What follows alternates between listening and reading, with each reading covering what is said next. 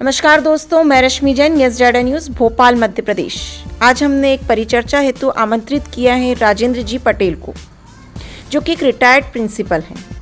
तो सबसे पहला सवाल सर मेरा आपसे ये है, आखिरकार ये कोरोना है क्या? देखिए, कोरोना हो चाहे वायरस कहो इसे, चाहे कोविड-19 कहो, ये सब एक ही चीज़ है। चूँकि मैं एक स्वयं साइंस का विद्यार्थी रहा, फिर मैं टीचिंग लाइन में आया, प्रिंसिपल रहा। इस सारे पीरियड के दौरान मैं पढ़ता और पढ़ाता रहा, लेकिन मैं एक बात को हमेशा अनुभव करता रहा कि चाहे हम किसी भी पद पे पहुंच जाएं और कितनी भी अवस्था को हासिल कर लें, इंसान अपनी विद्यार्थी जीवन में ही रहता है। जहाँ तक कि पूर्ण जीवन बिताने के बाद भी वो एक विद्यार्थी रहता है। तो जहाँ तक मैंने स्वास्थ्य के विषय में समझा है, आज आपके सामने ज़रूर रखना चाहूँगा उन अनुभवों को। ये जो कोविड-19 है, अलग अलग नामों से जाने जाने वाला एक वायरस ही है जी। आपने सुना होगा कि उससे पहले स्वाइन फ्लू आया था, इसके पहले जीका टीका आया था, इसके पहले H1N1 आया था। ये जितने भी जो आ रहे थे, ये सब के सब वायरस हैं। सिर्फ इतना फ़र्क है कि वायरस को आम जनता के समझ में आना चाहिए, ये वायरस क्या चीज़ है, जीवाणु क्या चीज़ है, बैक्टीरिया क्या चीज़ है, विषाणु क्या चीज़ है, अन्य रोग क्या चीज़ हैं। बस यही अंतर और समझ हमारे अंदर अगर पैदा हो जाए, या हम क्यूरियोसिटी से इसे कहीं से हासिल कर लें।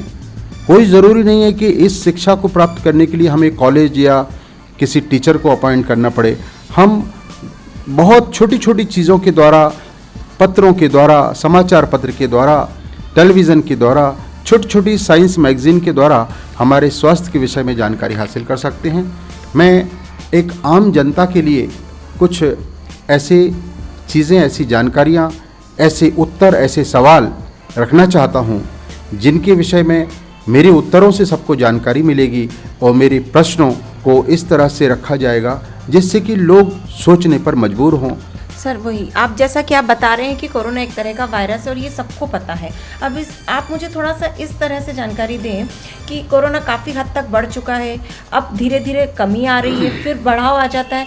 क्या इम्यूनिटी लेवल के कारण इन सब चीज़ों में फ़र्क आ रहा है कि वाकई में इसका वैक्सीन नहीं निकल पाने से ये बढ़ता चला जा रहा है? क्या कुछ है इस पर थोड़ा सा आप संक्षिप्त में बताएं। जहाँ तक इम्यूनिटी का सवाल है, इम्यूनिटी केवल कोरोना के लिए ज़रूरी है ऐसा नहीं है। इम्यूनिटी या प्रतिरक्षा की जो प्रणाली या रेजिस्टेंस पावर, ये एक ऐसी वस्तु है एक इंसान के अंदर जो स्वयं उसके भीतर बैठे हुए डॉक्टर का काम करती है। ऐसा मान लें कि व्यक्ति के अंदर स्वयं एक ऐसा डॉक्टर बैठा हुआ है जो न केवल कोरोना से, दुनिया की प्रत्येक बीमारी से उसकी सुरक्षा करता है। अब सवाल आता है कि ये डॉक्टर कब काम करता है, और या ऐसा कह सकते हैं कि रेजिस्टेंस पावर कैसे बढ़ाई जा सकती है जी। तो ये जो रेजिस्टेंस पावर है, ये हमारी आयुर्वेदिक चीज़ों से भी, और आयुर्वेद के अलावा भी ऐसी कई हरित चीज़ें हैं, कई हर्बल्स हैं, कई ऐसी वेजिटेबल्स हैं, फ्रूट्स हैं, जड़ी बूटियाँ हैं जिनके द्वारा हम हमारी रेजिस्टेंस पावर को बढ़ा सकते हैं। जैसे जो हमारे घर में रसोई घर है, मैं ऐसा कहूँगा कि आपने रसोई घर को क्या बना रखा है मुझे नहीं मालूम, वरना देखा जाए तो रसोई घर दुनिया का सबसे बड़ा हॉस्पिटल है। सर मैं 2 मिनट आपकी बात को काटना चाहूँगी। सही बात है, सारी आयुर्वेदिक चीज़ें पुराने लोग जो थे वो घर में ही इलाज कर लिया करते थे। लेकिन अगर हम अभी टॉपिक से नहीं भटकेंगे इस बात पे, लेकिन ये कहना भी गलत नहीं होगा कि आजकल सब शुद्धता का मामला तो रहा ही नहीं पहले जैसा, जो ओरिजिनलिटी चीज़ों में रहे, जो उनका उपयोग करके व्यक्ति अपनी इम्यूनिटी लेवल बढ़ा ले।